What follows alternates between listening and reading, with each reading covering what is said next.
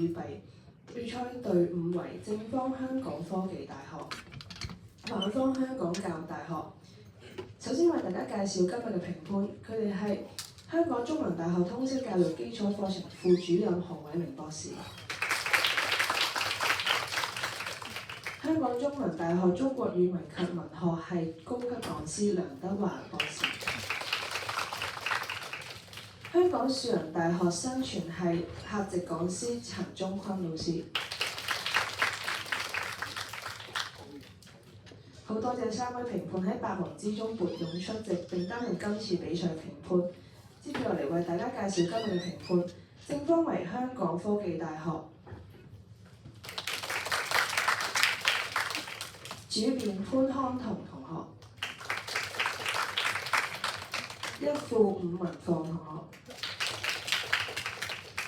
二副梁偉儀同學，結辯李澤恩同學。反方香港教育大學，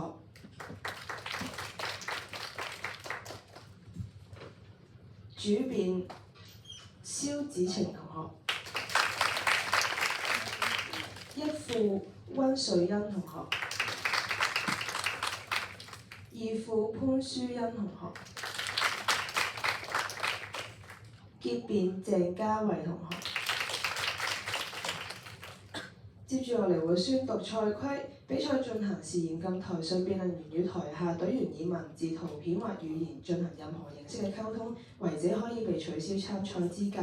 一切發言均以粵語進行，為人名及書名可以使用外語。如果比賽雙方或者評判提出認為台上辯員使用外語，主席須詢問評判問題是否違規。若果多數評判認為違規，3位評判各自決定扣最少1分，最多5分。任何台上或台下發言不得作人身攻擊或者誹謗。各辯論員發言時間完結前1分鐘，計時員將會鳴鐘1次。以示發言時間即將結束，喺法定時間終止前，計時員將會連續按鐘2下。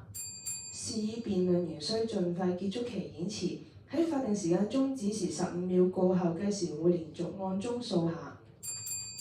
而該辯論員將會被扣分，扣分制度如下：15秒過後，每過時5秒，將在每位評判給予該隊員嘅總分扣除5分，如此類推，不足5秒者亦到5秒計算。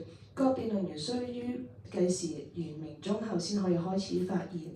請問雙方對賽規有冇疑問？如果冇，而家係試咪環節，試咪先後次序會按照出場次序。首先有請正方主辯。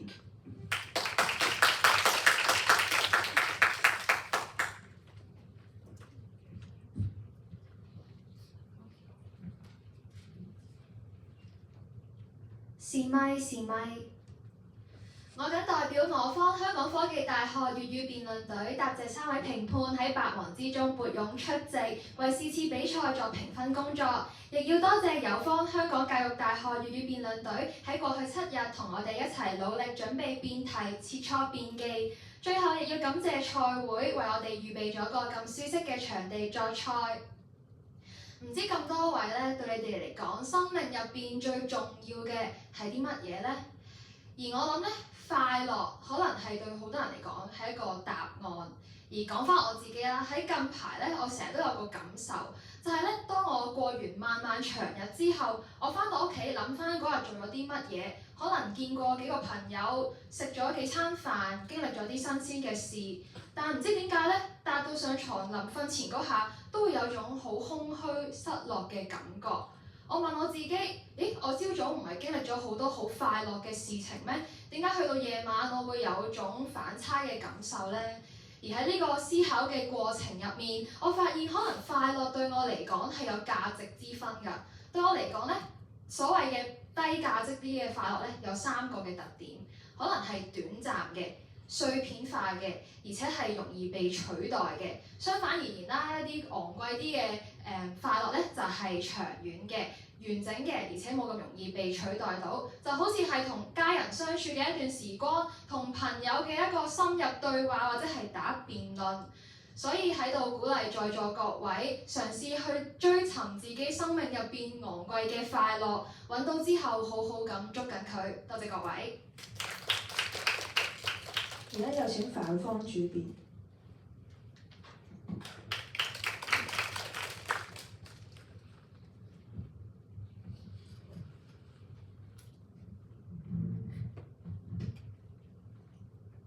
試咪試咪試咪試咪。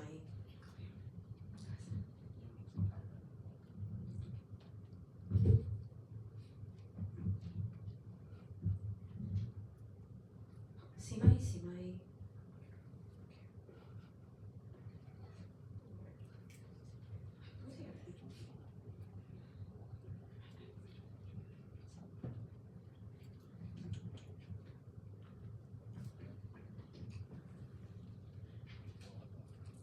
試咪試咪試咪試咪。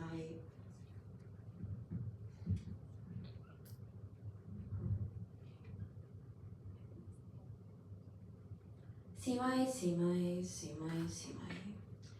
在座各位大家好，首先我謹代表我方香港教育大學辯論隊感謝3位評判喺百忙之中撥樣出席擔任是次比賽嘅評分工作，亦都要多謝友方香港科技大學嘅同學仔同我哋一樣喺呢7日裏面咁努力咁準備呢條辯題同我哋切磋辯記，亦都要多謝賽會為我哋提供一個咁舒適嘅場地作賽。喺呢度咧，想多謝一班咧我哋咁辛苦咁準備咗一個禮拜，好希望可以多謝嘅係我哋嘅隊友同埋一班嘅師兄姐，可以喺我哋今年嘅大專杯呢一場我哋嘅教大辯論隊嘅最後一場初賽度翻咗嚟幫手為我哋提供一種支持。喺度想同咁多位我嘅隊友，想同我台上嘅隊友都講翻句，我哋要繼續撐落去。多謝各位。而家有請正方一副。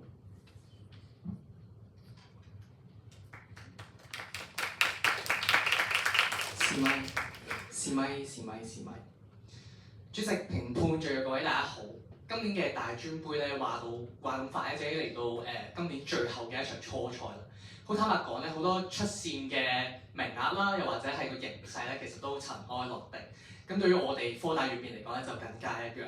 但係咪勝負唔重要就代表呢場比賽我哋可以盤劈去打咧？顯然唔係，因為勝負以外更加重要嘅係要對得住在座各位咁多位觀眾評判，用佢哋嘅時間、寶貴時間嚟睇我哋打比賽。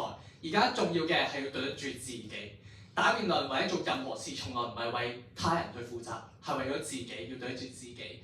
所以今日撇除咗勝負，我哋希望可以打得更加放鬆，更加可以打出自己嘅風采，為大家呈現一場精彩嘅比賽。多謝各位。而家有請反方一副。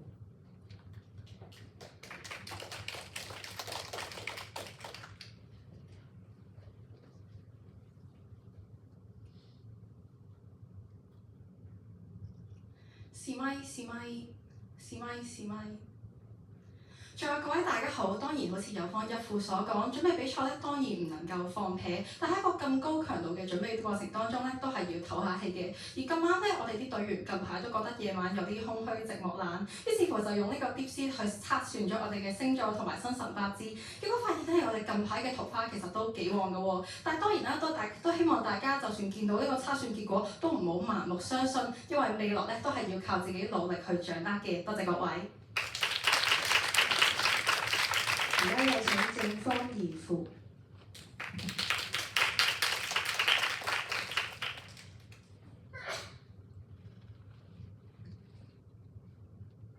試咪試咪。主席、評判、在各位大家好，唔知道大專辯論賽咧對在各位有乜嘢意義？可能對於評判嚟講係佢哋特登撥出一啲寶貴嘅時間，可能睇我哋台上4個，可能唔知道打緊啲乜嘢。但係個問題係，對於我同大專辯論賽結緣係講緊上年定前年，我睇我教練嘅冠軍賽，所以喺嗰一場比賽入邊，我係親身感受到嗰一種辯論嘅熱誠，嗰一種大家都會為咗自己夢想，為咗踏上呢個台而努力作出嘅奮鬥，嗰種熱情係顯而易見。而對於我而言，可以企上大專呢個舞台，其實係一個令我覺得喺以往不可思議，但去到依家係我覺得我希望能夠呈現我最好嘅表現俾大家睇。一嚟係唔想浪費評判嘅時間，更加係想浪費咁多位觀眾、咁多位可能喺 YouTube 度睇緊呢條片嘅觀眾，話俾佢哋聽，其實大專辯論都仍然係有一班願意努力辯論、願意去關心時事嘅一班年青人喺呢度。而今日呢一場比賽都有一個好特別嘅因素，除咗係我第一次打，亦都係一個我事隔2年冇見過嘅教練特登嚟到現場多謝我，嚟支持我。咁呢個教練咧就係黃曉敬先生，佢話點解我成日唔提起佢，係因為其實見過佢打辯論，哪怕就係睇緊片咧，都覺得佢嗰種氣勢係好強勁，佢嗰啲辯論觀點講嘅嘢真係好犀利。所以咧，作為佢學生，我實在係愧對呢個身份，但我希望今日企喺呢個台度，可以話俾大家聽，其實我都有自己嘅風格，都可以有我今日展現辯論嘅能力。多謝各位。而家有請反方二副。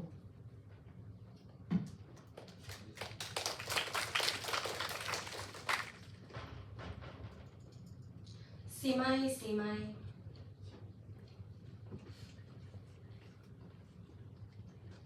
在各位大家好，唔知大家頭先嚟比賽場地嘅時候咧，有冇聽到有音樂嘅聲音咧？啱啱嚟比賽場地嗰陣咧，剛好咧聽到一句歌詞，就係假使世界原來不像我預期。突然間咧覺得有啲感觸，因為咧過去1個禮拜咧，其實教大辯論隊咧正在經歷低谷啦，我會形容。每一個隊員咧，佢哋都面對住自己嘅人生課題。有隊員咧可能不幸地分咗手啦，都有隊員咧可能面對住家人啊或者親朋戚友咧嘅身體嘅問題，亦都有隊員咧可能面對住自己學業嘅壓力或者工作嘅壓力。我哋有時開會嘅時候咧，都忍唔住攬住大家一齊圍爐咁喊。所以咧，過往1個禮拜咧，其實教大辯論隊咧真係準備得好辛苦，但係咧好慶幸嘅係咧，我哋有一班師兄姐，有一班前隊友願意翻嚟去支持我哋，唔單止係幫我哋準備辯題，更加係咧同我哋鼓勵我哋，同我哋分享咧佢哋嘅人生課題。喺呢度咧想同大家講，就算今日咧世界唔似你預期，但自己咧仍然能夠活得好精彩。希望大家咧可以積極面對人生，唔需要咧諗住要靠其他人或者咧自己過唔去。祝福大家未來嘅生活咧會愉快開心，對大家。按照發言次序，而家有請反方結辯。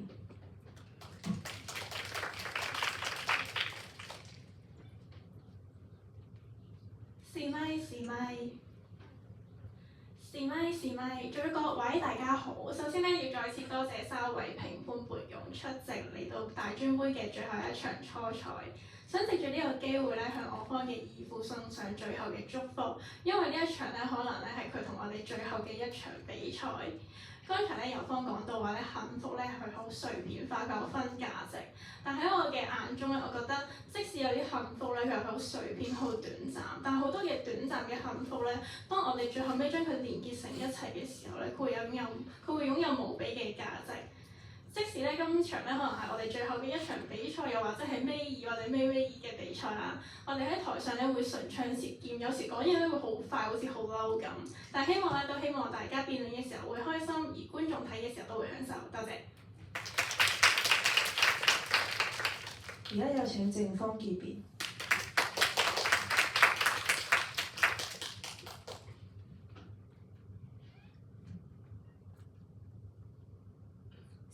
試咪，主席、評判，在座各位大家好。其實話説咧，前排就係香港國際電影節啦，我就睇咗一套電影叫做《壽西斯古新年快樂》，當中有一幕咧令到我好深刻，就係有一個女演員佢咧被當時嘅政府要求佢一定要去講一句佢唔認可嘅一個新年祝福，咁佢咧就喺度諗點樣去逃避。但係佢發現咧，最後好似避唔到喎。佢於是佢就直面站出嚟，去咧講，但係佢都發現自己都講唔出口，因為佢同佢嘅立場同佢嘅本身所諗嘅嘢係好唔同。佢覺得自己唔應該成為一個令佢自己都覺得不屑嘅人。於是咧，佢最後就決定放棄，寧願面對咧可能有一啲政權嘅壓迫都好，佢都仍然咧要決定放棄去講出呢一句説話。所以其實今日咧，正正如頭先反方義父所講啦，呢個世界上咧真係有好多不預期嘅事情，但係咧希望喺咁多不預期嘅當中，大家都仍然咧可以堅守自我，做一個咧唔好令自己覺得不屑嘅人。多謝各位。而家比賽正式開始，有請正方主辯。你有4分鐘發言時間，準備好請去計時員示意。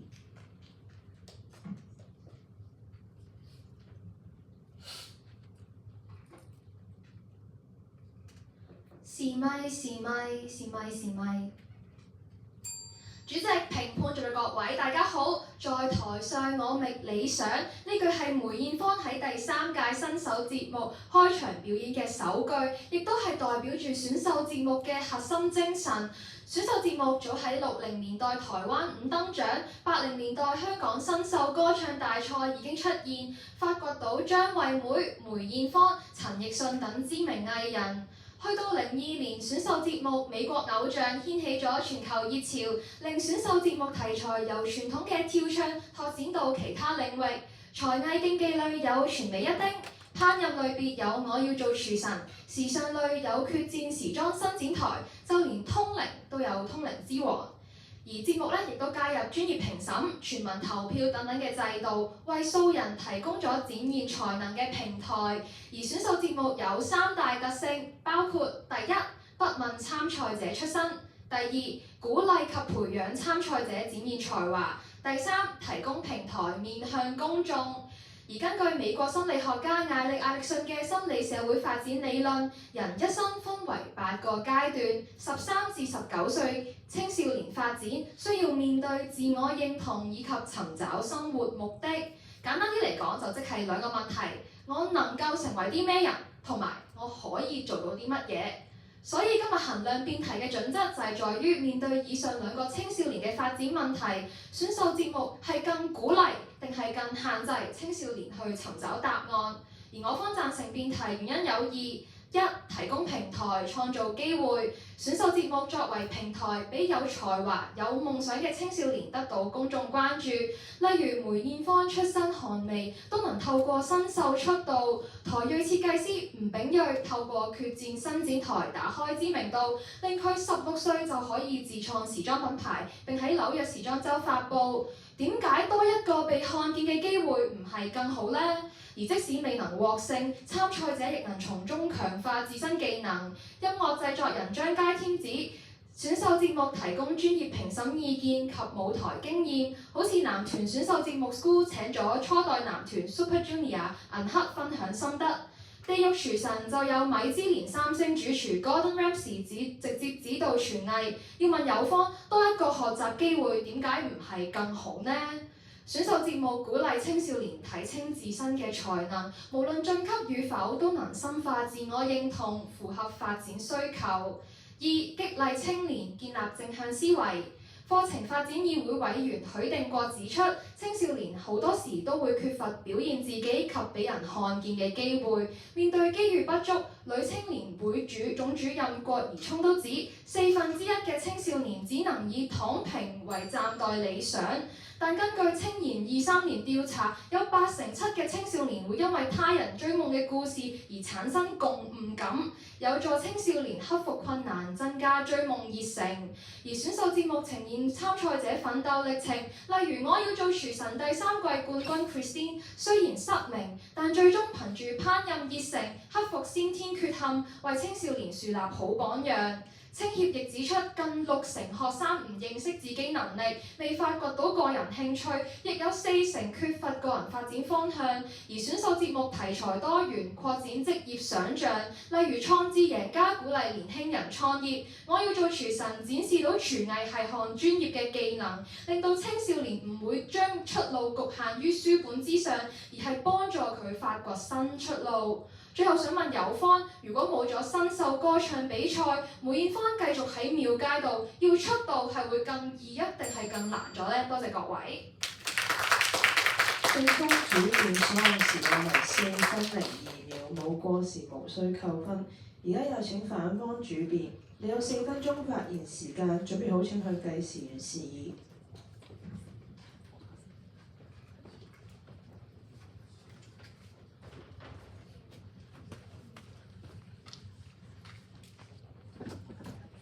是咪是咪是咪是咪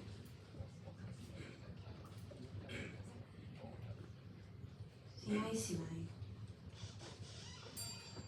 各位大家好，有方問我哋咧梅艷芳出道有咩咧？但係想問翻有方啊，究竟喺你講大咁容易出道嘅時候，對個青少年嚟講，究竟有啲乜嘢利處咧？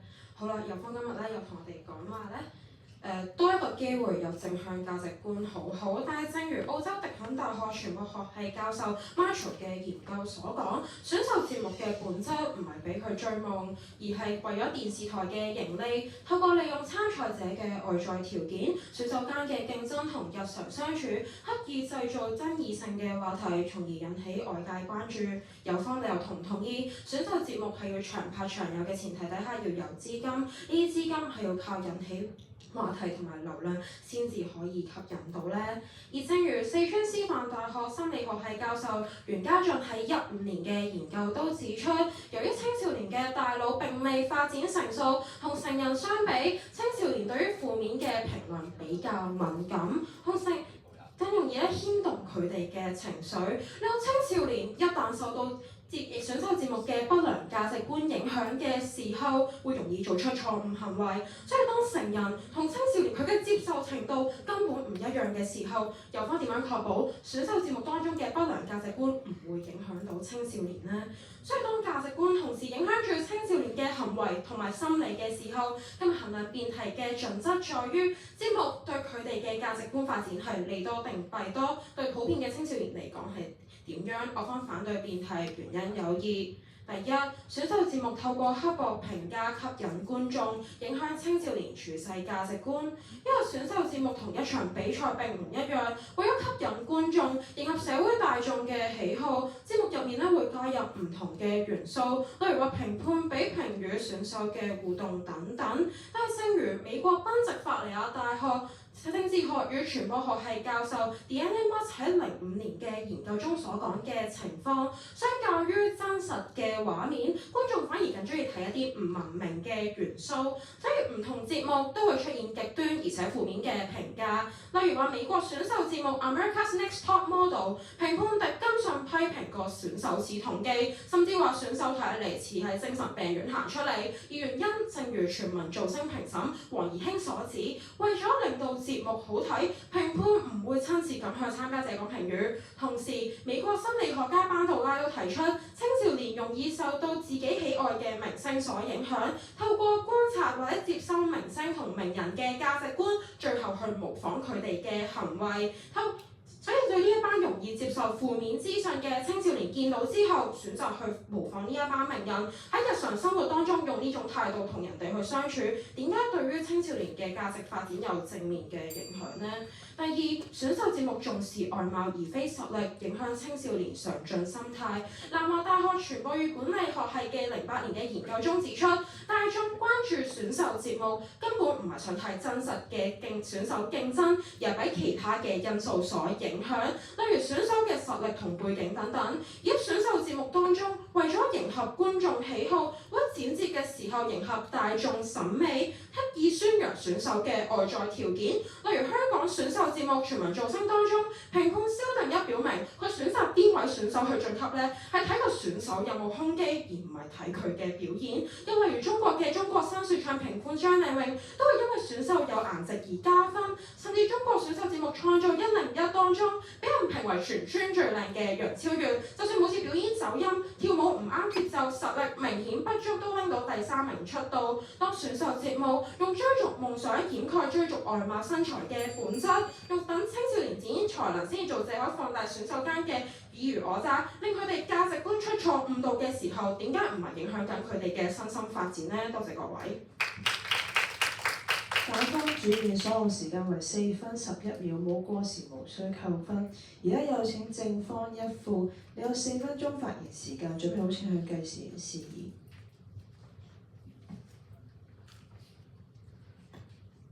是咪是咪是咪是咪？仲有大家好，用辯題3組字眼咧去分析雙方主線。今日科同我哋講對於呢個選秀節目嘅睇法係乜嘢咧？就係為咗盈利，會選擇去做一啲爭議性嘅話題。例子咧其實得一個嘅啫，同我哋講個 American 嘅例子。先不論你嗰個例子咧係咪嗰個節目組去造成，我唔知啦。更甚嘅係有科講嗰個咧，只係一個評判講咗一句説話，可能比較有爭議性。但係有科有冇交代過佢本身份人係咪就係一個咁樣嘅人咧？若然係的話，咁即係佢無論喺唔喺選秀節目，喺乜嘢時候都係咁樣講嘢嘅時候，能唔能夠將呢啲嘢全部都歸因選秀節目嘅錯咧？有方你需要交代。更深嘅係今日我科同佢講嘅新秀歌唱比賽，同佢講全美一叮，同佢講咧創智贏家。咁多嘅例子入邊，有冇其他選手出嚟同大家講話？哦，佢為咗咧一個爭議性話題咧，去惡意剪接。有方你有冇交代到咧？所以若然一個半個孤例可以推翻到全部選秀節目都係弊大於你嘅時候，又合唔合理咧？所以有方第二套説法咧就同我哋講話，哦，全民造星咧，俾佢進唔進級咧，係睇佢有冇胸肌。好簡單問最後一個位啦，全民造星嘅冠軍係姜濤。佢有冇胸肌咧？我就真係唔知，可能得肥仔波嘅啫。咁呢一個咪正正話俾大家知，今日選秀節目從來唔係睇佢有冇胸肌，有冇長相樣貌嗰啲例子，甚至我方交多個例子俾你聽聽啦。肥仔梁熱，佢正正就係同有科相講嗰啲審美嘅標準完全背道而馳，又肥啦，又唔靚仔嘅情況之下。結果佢同樣能夠被青睞嘅時候，咪正正證明今日睇嘅係實力，睇下有冇辦法喺你嘅才能展示度去吸引大眾咯。所以睇完呢個選秀節目，我哋睇第二組字眼，睇發展。今日咧有方咧同我哋講咧話出道太容易，但係等陣先，一個出道嘅節目點有可能容易咧？今日講緊你首先要經過海選啦，可能幾千幾萬人同你一齊咁有才華。去爭呢一個入圍嘅機會，甚至講每一個環節都要擲過五關斬六將嘅時候，點會係容易咧？更甚係有方咧，從來都冇回應過我哋梅艷芳妹姐當年由廟街，若然今日冇選秀節目，佢要如何被大眾看見咧？係咪喺廟街唱咗10年8年就能夠上到去紅館咧？有方冇交代過，係因為有方都知道，今日若然冇選秀節目，唔止妹姐啊。周杰倫、陳奕迅呢啲例子，通通都係選秀出身嘅時候，冇選秀節目，佢哋根本冇機會展現自己。有方同學點解要咁苛刻，連佢哋展現自己俾大眾看見嘅機會都要沒收埋咧？所以第3組字眼，我哋不妨睇下嗰班青年，其實今日輸咗呢場比賽，或者喺呢個選秀入邊落敗，係咪就代表佢哋乜嘢都得唔到咧？正正相反，今日我科同學講嘅嗰啲專業評委意見，有方同學你冇可能而家咧可以打到個電話俾 Gordon Ramsay 問佢我煮嘢食煮成點啊？冇可能。陳雷亦都唔會突然之間同佢講，你嘅唱功技巧唔夠。所以正正係選秀節目先可以得到呢啲專業嘅評價，甚至今日比賽先可以得到評判嘅意見嘅時候，點解今日選秀節目咁一無是處咧？所以第3組字眼，我哋睇青年嘅時候咧，今日見到咧，今日有科對於青年嘅標準睇法係咩咧？就係佢哋咧一無是處，冇批判性思考。但係浸大嘅新聞系教授李月蓮同大家講咩咧？青少年接收呢啲節目、呢啲爭執或者呢啲衝突嘅時候咧，唔會全面跟從。點解啊？因為佢哋有自己嘅思考，會判斷到底邊啲係正確、邊啲係錯誤嘅時候，佢哋唔會全單接收。所以大家唔知仲有各位細個寫我啲志願會填乜嘢咧？但係今日見到嘅咧係有1成嘅少年咧，佢哋根本唔知自己可以做到啲咩。我的志願咧係空嘅。3成少年咧，佢哋唔夠膽去填佢哋嘅我的志願。點解啊？因為佢哋可能有啲人想做廚師，驚俾人笑佢冇出息。咁啊有啲人咧可能想去打電競，可能驚俾人笑咧佢沉迷打機。但係選秀節目正正提供機會俾佢哋展現自己，話俾佢哋知可以多元出道嘅時候，成功標準唔一樣，點解唔係更好咧？多謝各位。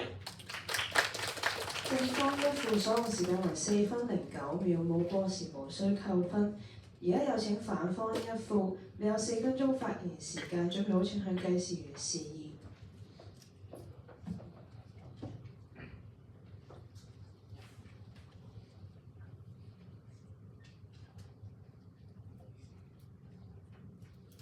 試咪試咪試咪試咪。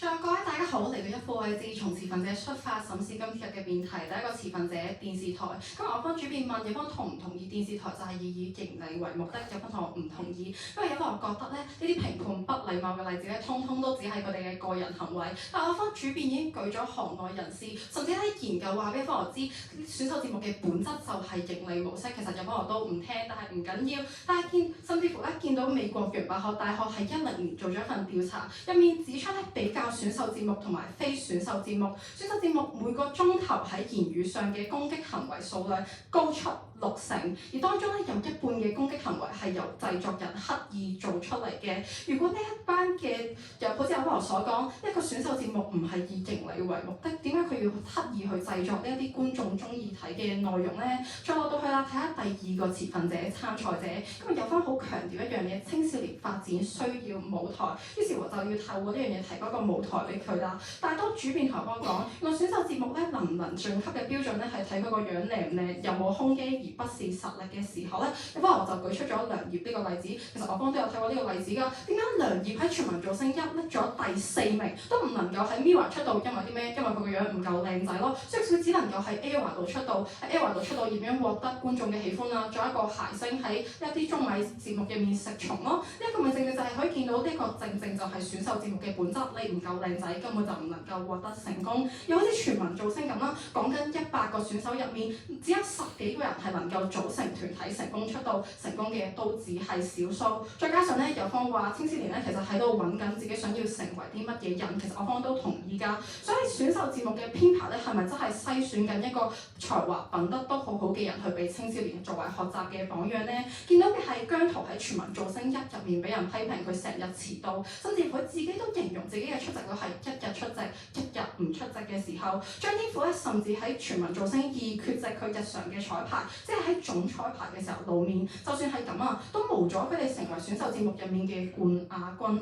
我哋通過啲選秀節目係咪教緊青少年人，只要覺得自己有才華就可以唔遵守規則，無視自己嘅行為會點樣影響其他人都得咧？而對於嗰班失敗嘅人，例如韓國選秀節目 Produce 101嘅選手許燦美，佢喺拍攝期間病咗，不能夠發聲，為咗唔影響團隊，要將主唱讓俾其他人。但係團隊覺得佢嘅舞台表演經驗豐富，所以繼續俾佢做主唱。而喺呢個節目入面，出於利益考慮，節目將團隊成員贊成佢繼續擔任主唱嘅畫面剪走咗，去塑造佢就係一個貪心嘅人，就係要霸住主唱呢個位，導致佢受到網絡欺凌、嚴重抑鬱，6個月都唔夠膽出門口，甚至想要自殺。如果選秀節目真係咁正面，你將佢呢一個病咗好努力嘅畫面去放大，而點解係隱瞞佢失敗生病嘅事實，去塑造佢貪心嘅形象咧？而講緊成功嘅例子，從來都唔係只有選秀節目㗎，就例如鄧紫棋、黃浩儀都係透過參加歌唱比賽而受到經紀公司嘅賞識，從而出名。有方話只有選秀節目一個途徑能夠成功，點解啲人出道到嘅？去到第3個持份者觀眾，有方就話啦，觀眾見到呢個新名人士去追夢就會好熱血，就會好勵志咁樣發奮圖強。但係美國科技大學通訊藝術學系嘅研究員花夏訪問咗300個阿拉伯青少年，發現5成人睇節目淨係為咗娛樂，2成5人為咗追星。當佢哋睇節目留意緊嘅嘢咧，從來都唔係有方呢啲勵志畫面嘅時候咧，又點樣去鼓勵佢哋咧？甚至乎有方台就話啦，可以鼓勵佢哋揾到自己嘅職業導向。但係反問翻有方啦，到底有幾多青少年係睇完呢一個節目之後，先發現原來世界上有咁多種職業我可以選擇嘅咧？而去到最後啦，佢哋只會睇到嘅係咩？喺地獄廚房入面，高登拎住2塊方包，夾住個選秀者參賽者嘅頭，話俾佢知你就係愚蠢3文字。呢一個咧係咪就係有方所講嘅專業評語？就係咪佢哋參加完之後能夠學到嘅嘢咧？多謝各位。打方一副收時間為4分05秒，冇過時無需扣分。而家有請正方2副，你有4分鐘發言時間，準備好請問計時員示意。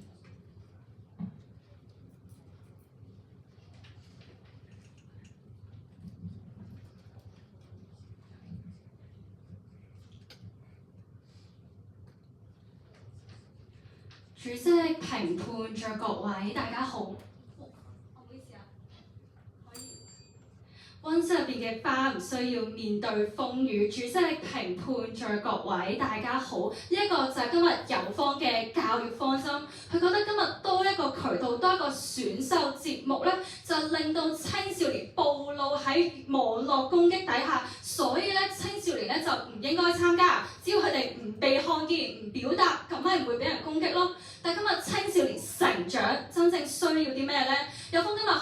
意同我哋講姜濤嘅例子，講唔同青少年會被語言攻擊嘅例子，但係真正去到選秀節目，到底呢一班真係承受唔住壓力嘅選秀參賽者係多數定係少數咧？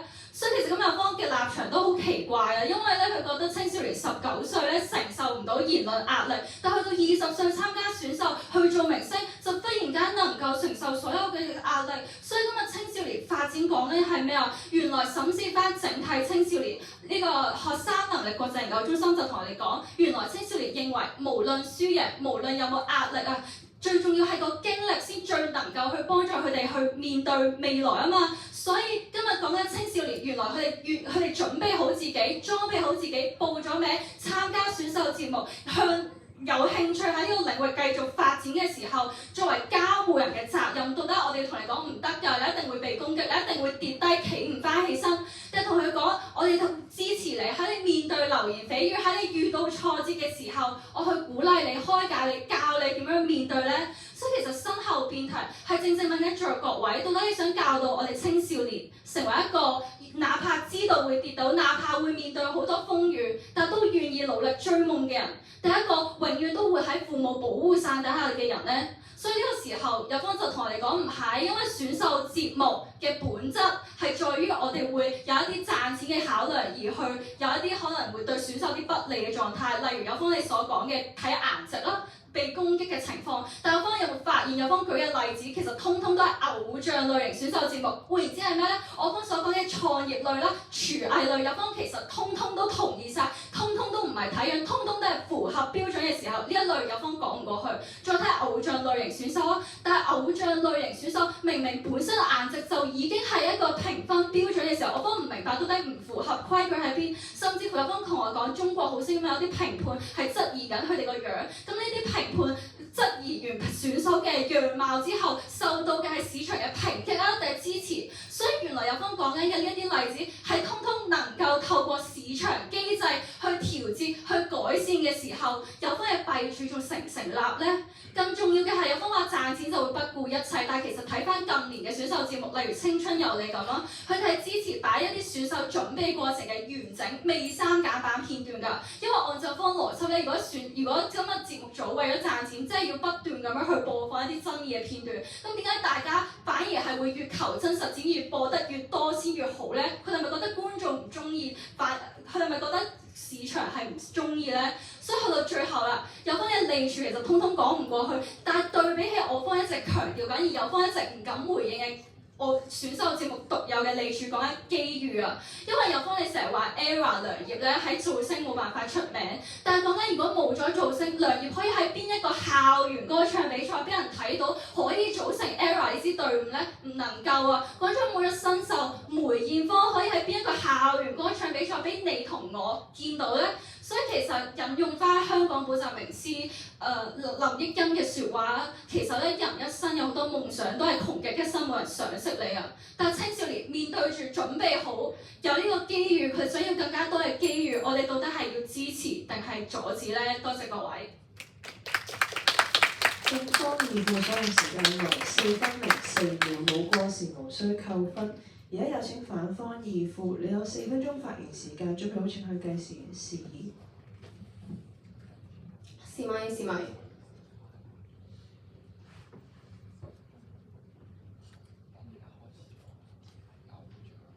在各位大家好，有方嘅立場咧好奇怪，同我哋講話咧今日唔參加選秀節目嘅人咧就係溫室小花啦。同我哋講話咧節目入邊咧所有評價咧都只係幫助佢接受現實，同我哋講話咧會係成長。但事實到底係咪真係咁咧？我哋不妨從節目本質去討論。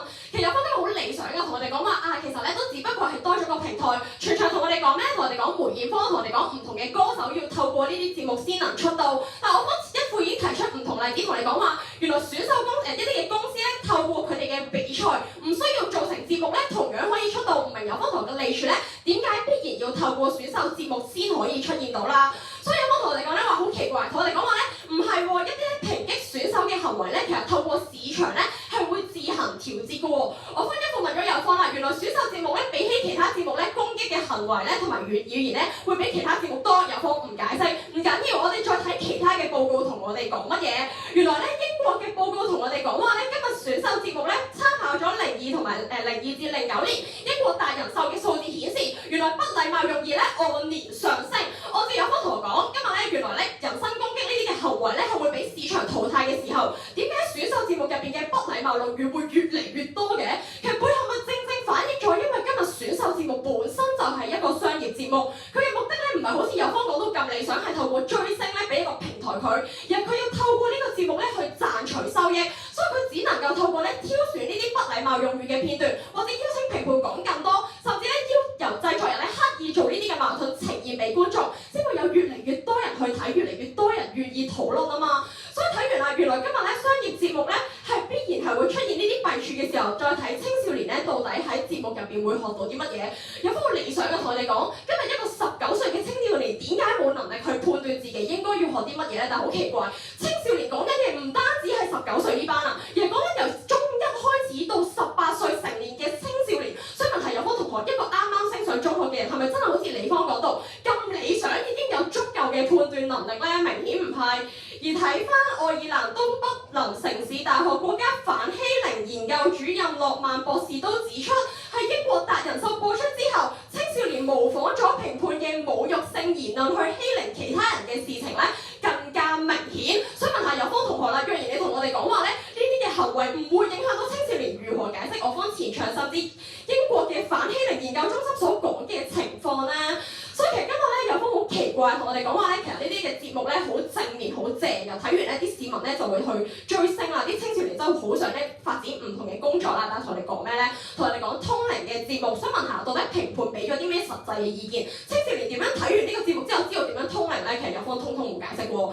甚至睇翻湖北工業大學藝術設計學院教授魏正聰咧喺17年嘅研究發現，原來近700個睇選秀節目嘅青少年咧，覺得選秀成功嘅原因係乜咧？50%覺得係家庭背景同社會關係，30%覺得係外形，而唔係有方講咧透過實力咧，透過努力就可以成功。所以講到尾咧，有方只係嘗試用選秀節目包裝做追夢，將所有嘅行為咧合理化為努力。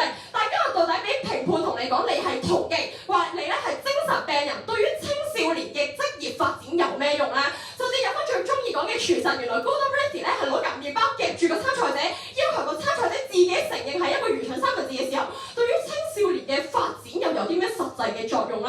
當原來今日選秀節目嘅作用就係透過嘩眾取寵嘅方法，俾青少年見到原來排低人冇問題，原來人身攻擊都冇問題，甚至透過一啲追逐身材已經能夠成功嘅時候，點解呢個係我哋希望青少年學到嘅價值觀，係佢哋未來追求嘅時候、追求理想嘅時候去做到嘅嘢咧？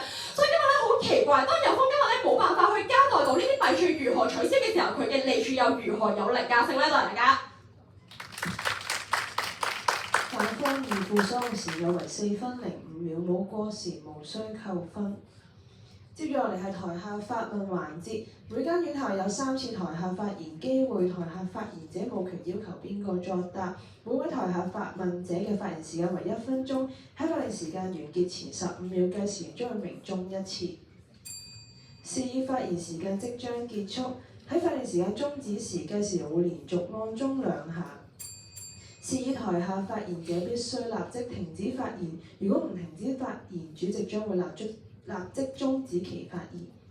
任何一方喺30秒內未能夠派出代表作台下發問，當自動棄權論。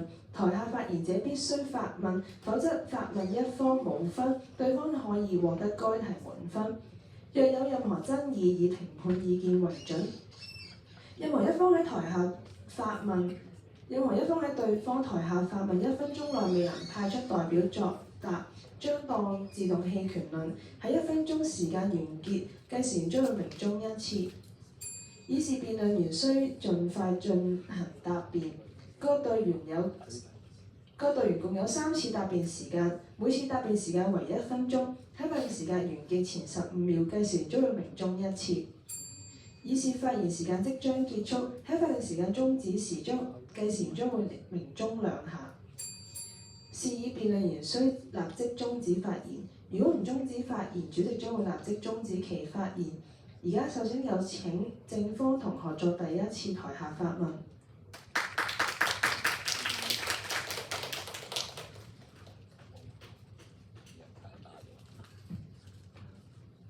你有1分鐘發言時間，準備好請向計時員示意。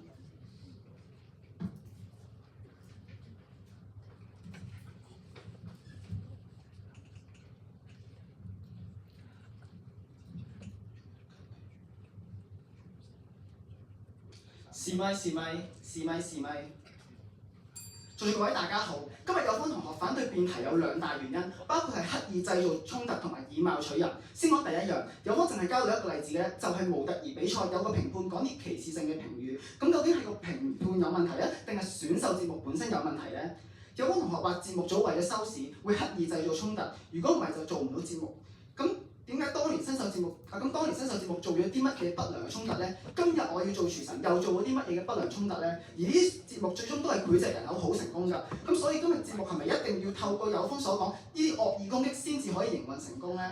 所以最後想問下有方同學，新秀節目究竟營造咗啲乜嘢不良衝突？我要做廚神又營造咗啲乜嘢不良衝突咧？如果冇例子，呢啲節目組係咪全部都係做得好差，盈利唔到咧？多謝各位。反方同學，你有1分鐘時間準備。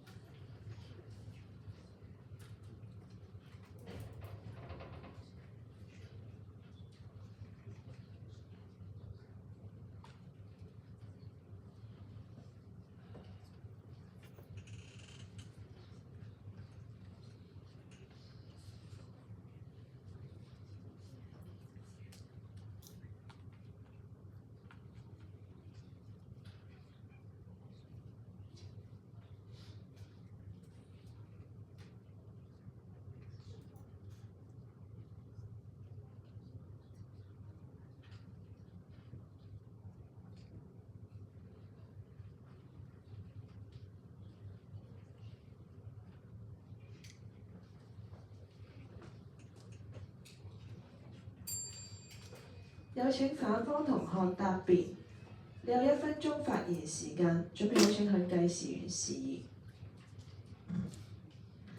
試咪試咪試咪試咪。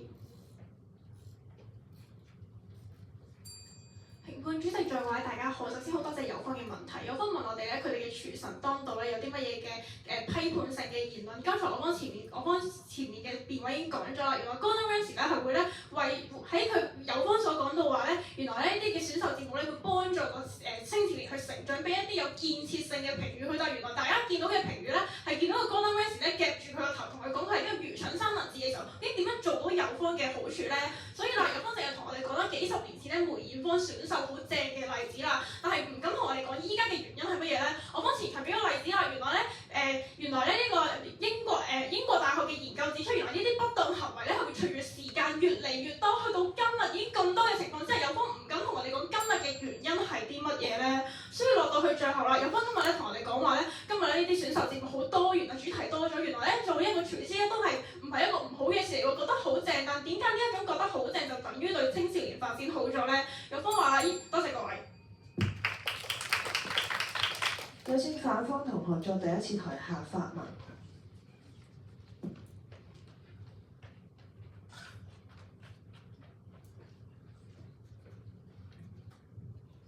試咪試咪。反方羅請你出示學生證。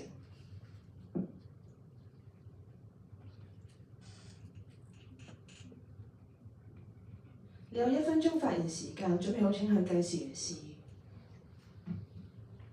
在座各位大家好，今日有方咧開辯問我方㗎，到底冇咗新秀嘅話，梅艷芳出道難咗定易咗？但係咧佢從來冇解釋過喺2025年嘅今日有幾多個嘅節目好純粹咁樣，好似第一屆嘅新秀1982年嘅節目咁樣去提供一個平台俾啲參加者，而唔係為咗博眼球同埋利益。所以啦，美國俄亥俄州立大學咧喺16年嘅研究亦指出，新人秀真人秀入面嘅關係攻擊，例如係排擠啦、言語辱罵咧，比起犯罪劇嘅暴力情節更具模仿嘅誘導性。所以想問有方啦，今日咧你話偶像嘅節目先有呢啲嘅問題，例如咧呢個烹飪節目啦，甚至係其他嘅節目咧，個評判佢咧去批評呢一個嘅參加者用粗口辱罵佢，有方同你如何確保呢啲嘅觀眾佢哋嘅青少年只會學到好嘅一面，而唔會學壞咧？多謝各位。對方同學，你有1分鐘時間準備。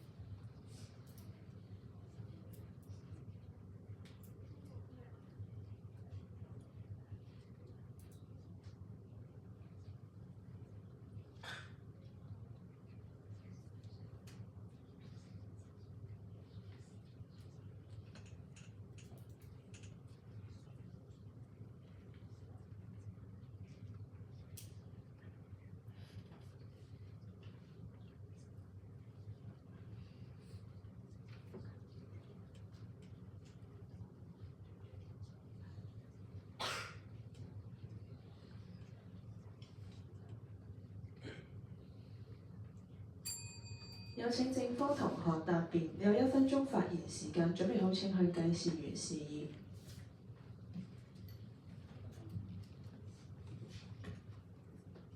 試咪試咪。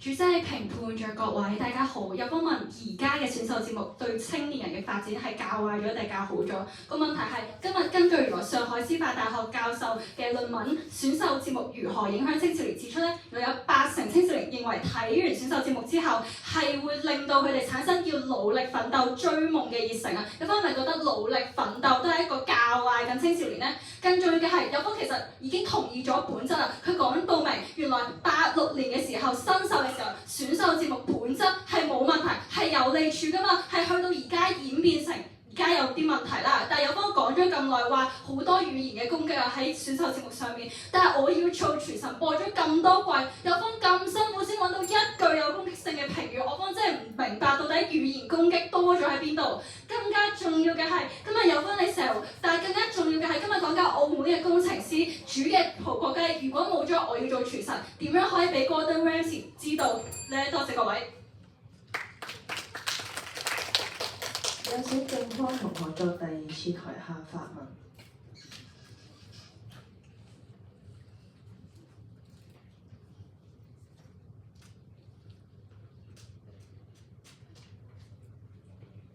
你有1分鐘發言時間，準備好請去計時員示意。在座各位大家好，有方同學第2個論點就話選秀節目嘅本質咧都係以貌取人，影響青少年嘅價值觀發展。咁就奇怪啦，今日煮嘢食係睇樣嘅咩？今日有方同學咧淨係同我哋講偶像選秀節目係睇樣，咁你要揀偶像出嚟，外貌係合理嘅考慮範圍啊？咁唔通今日我哋揀偶像出嚟，揀8兩金就係最公道啦咩？就好似藝員訓練班去睇樣睇你嘅樣貌都係合理嘅事，所以問題嘅關鍵都唔係在於選秀節目，所以我哋唔可以睇啲唔睇啲。除咗有方講嘅全民造星之外，我要做廚神同大家講，盲嘅都可以做廚神，難道唔係鼓勵緊多元咩？根據上海師範大學嘅研究指出，超過83%嘅受訪青少年唔會因為偶像做乜嘢自己就做咩，青少年根本就唔係有方講得咁盲目，所以最後想問有方，如果青少年好似有方咁講咁冇判斷能力，辯論比賽都會有評判，咁係咪？多謝各位。正方同學有1分鐘時間。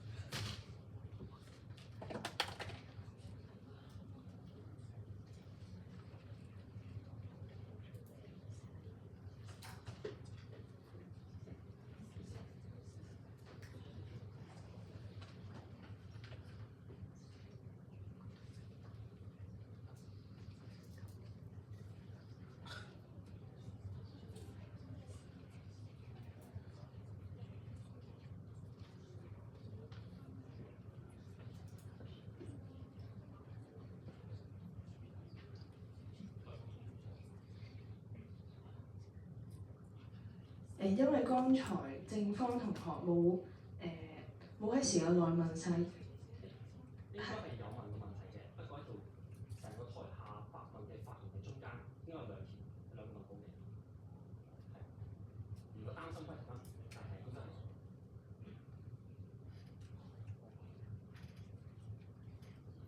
係。咁法官同學，你有1分鐘時間準備。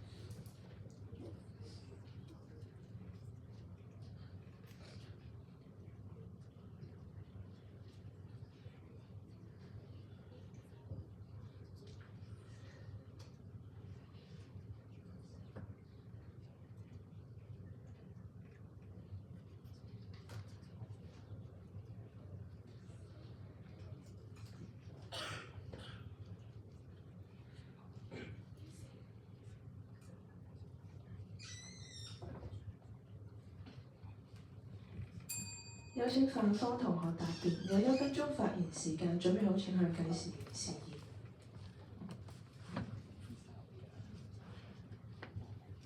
試咪。仲有各位大家好，有方就問啦，點解啲青少年咧係咁冇判斷能力，會乜嘢都學咧？但其實有方自己嘅資料已經論證咗，有方自己資料就話咧，其實呢班青少年唔係見到偶像做乜就學乜，咁好簡單一個邏輯。有方我覺得啲偶像就係好熱血、好正面、會積極向上，呢班粉絲同樣唔會學㗎。有方同學嘅利處已經不成啦。再落到去睇翻啦，見到呢一個嘅選秀節目入面宣傳緊啲係咩咧？有方前場已經舉出咗好多嘅研究，就例如呢一個嘅英國大學史雲斯大學嘅研究已經指出得節目當中嘅不禮貌行為係1年比起1年更加多，甚至乎係咧英國嘅反欺凌中心主任都同我哋講，呢一班嘅英國青少年正就係會學咗呢啲侮辱性行為，再應用喺佢嘅同學身上去欺凌人哋，呢個係咪就係有可能想要教俾佢哋嘅嘢咧？而更甚至係咧中國新說唱呢個說唱嘅歌手咧，應該係唔睇樣噶嘛，但係當中嘅評判咧張亮永同我講，我揀呢個選手係為啲咩咧？係因為佢個樣夠靚仔，所以我先揀佢。點解？現實見到嘅就係，就算一個揀説唱歌手嘅節目都不符合即中成個位。而家有請反方同學做第2次台下發問。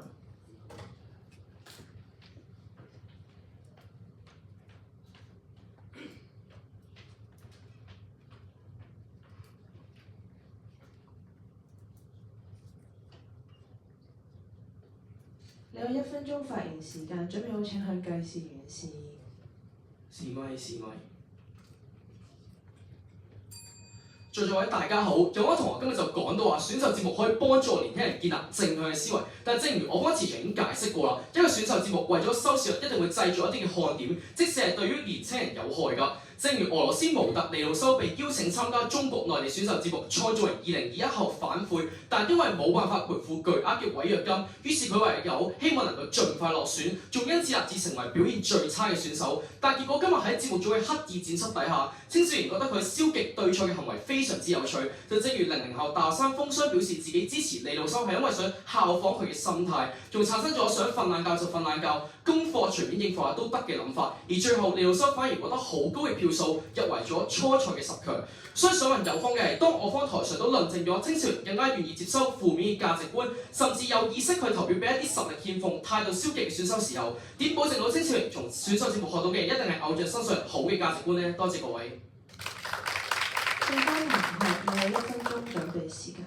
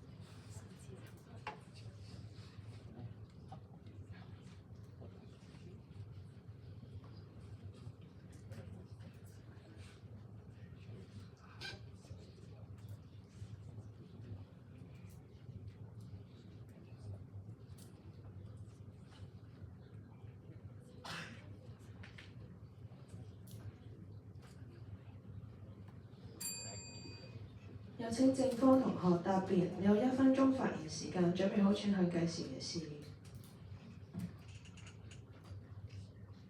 試咪。早大家好，咁有方問咧，係咪啲青少年咧必然會學習到一啲好嘅東西？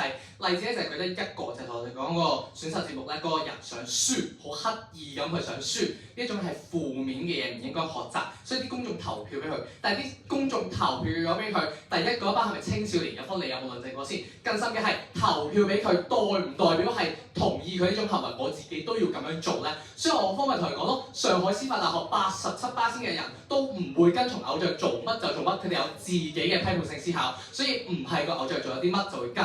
更深嘅係，如果因為一個孤例就代表全部選秀節目唔應該做，包括創業啦、廚神啦、通靈啦，通通都唔應該做。其他努力認真嘅人都不能夠被看見嘅時候，係咪一件好事咧？更深嘅係，今日有方全部例子都係講緊偶像選秀嘅時候，其他例子係咪不應被討論咧？我方同佢講嘅通靈創業，有方你又有冇回應過咧？多謝各位。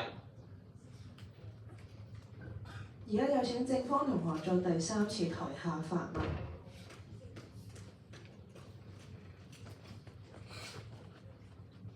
你有1分鐘發言時間，準備好請向計時員示意。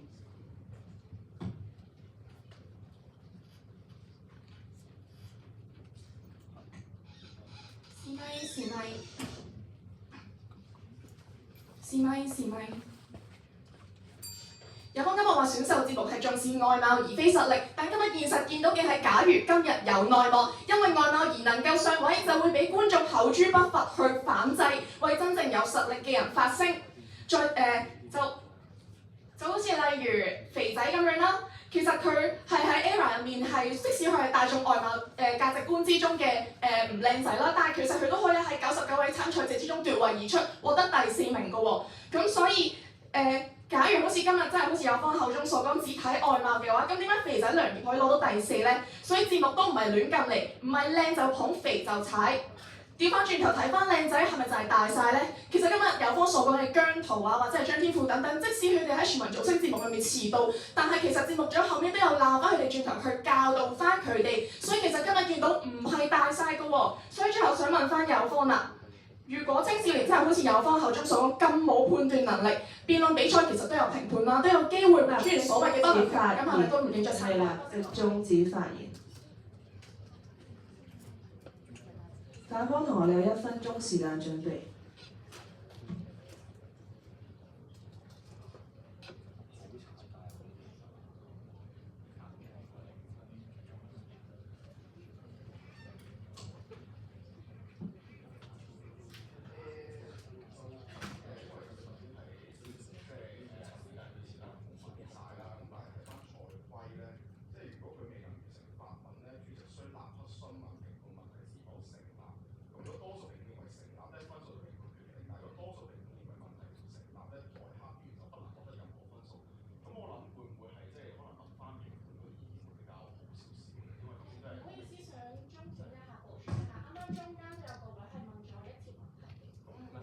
按程序做，即係都問翻評判意見先，係啦，因為都有院係有抗商啊嘛，最緊要大家開心係啊。因為剛才情況比較特別，咁想問翻3位評判，你哋認為條問題成唔成立嘅？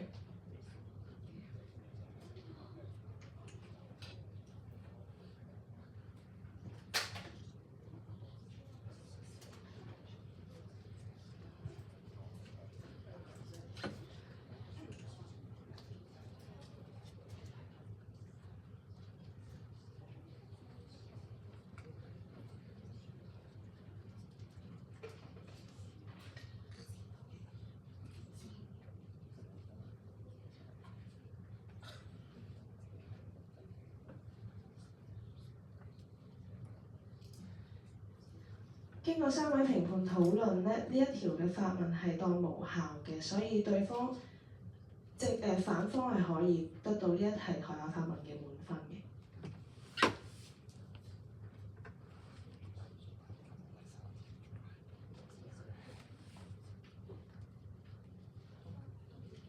而家有請反方同學作第3次台下發問，你有1分鐘發言時間，準備好請向計時員示意。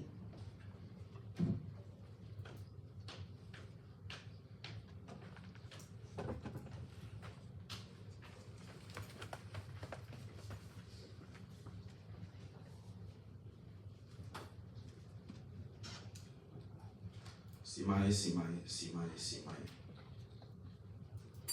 主席、評判在座各位大家好，今日有方同我哋講話咧，啲觀眾咧睇完會自己思考咧，會翻返個行為上面，都係觀眾嘅行為係啲咩咧？我哋睇翻愛爾蘭獨立報喺15年4月就訪問咗倫敦皇家歌劇院指揮貝卡姆，佢表示近排好多睇過選秀節目嘅小朋友都好驚遭受英國偶像式嘅嘲笑，所以唔敢喺人哋面前唱歌，甚至唔敢上聲樂堂。而英國皇家歌劇院青年合唱團藝術總監佩克漢姆都估計，好多睇完選秀節目嘅小朋友，即使參加普通才藝表演，都希望盡快被淘汰逃離舞台。咁我哋見到原來作為觀眾嘅青少年睇完呢個選秀節目入邊嘅評判會嘲笑人，會批評呢啲參賽之後產生咗心理陰影。佢哋嘅行為上面已經見到佢哋會去逃避，佢哋唔夠膽去追夢。想問有方，佢哋唔夠膽去追夢，佢哋去選擇去逃避升樂堂，呢啲對佢哋嘅發展又係咪一個利處呢？多謝各位。正方同學有1分鐘時間準備。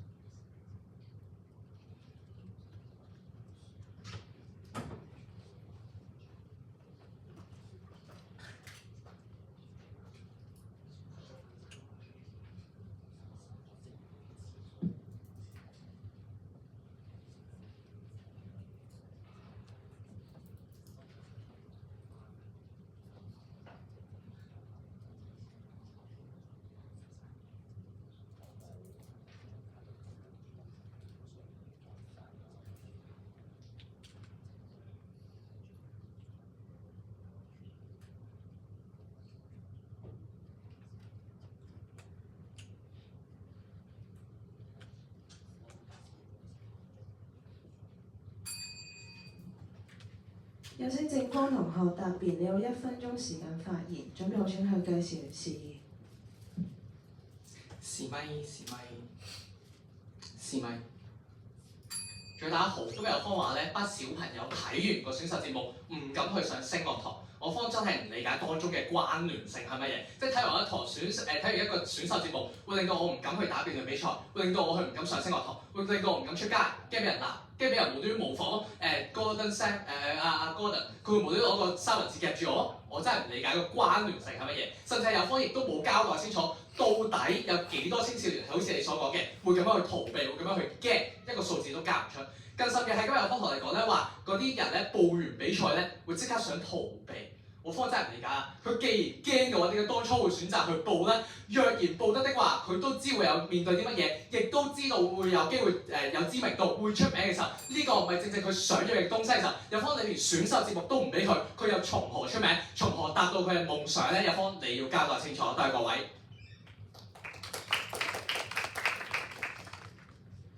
接住落嚟係自由辯論環節，而家宣讀賽規，自由辯論。主席，我想問下，即係啱啱我都公開地問問個問題啦，就係因為啱啱正方第3個發問咧，雖然我係臨尾即係發言嘅最尾嘅部分係未完整，但係喺成個發言嘅中部都係有問題嘅，咁所以而台下發問嘅規則基本上就係佢係有一個發問，就已經係一個 valid 嘅發問。咁按照呢個做法嘅話，應該係即係我哋應該係第一，我哋應該點樣處理啦？咁就係即啱啱有經過啲程序，咁同埋都正方嘅意義，我哋應該做嘅係睇中立場片啦，定還是我哋係即係點樣個拗緊場得到？咁我都宣讀翻個賽規啦。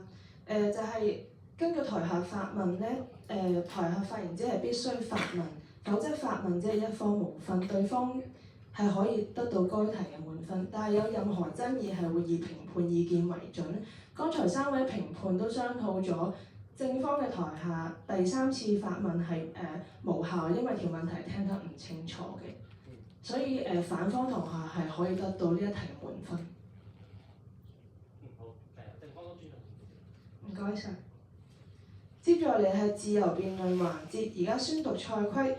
自由辯論發言必須喺兩隊之間交替進行，首先由正方1名隊員發言，然後由反方1名隊員發言，雙方輪流發言，直到時間用完為止。各隊耗時累積計算，一方發言結束即開始計算另一方用時。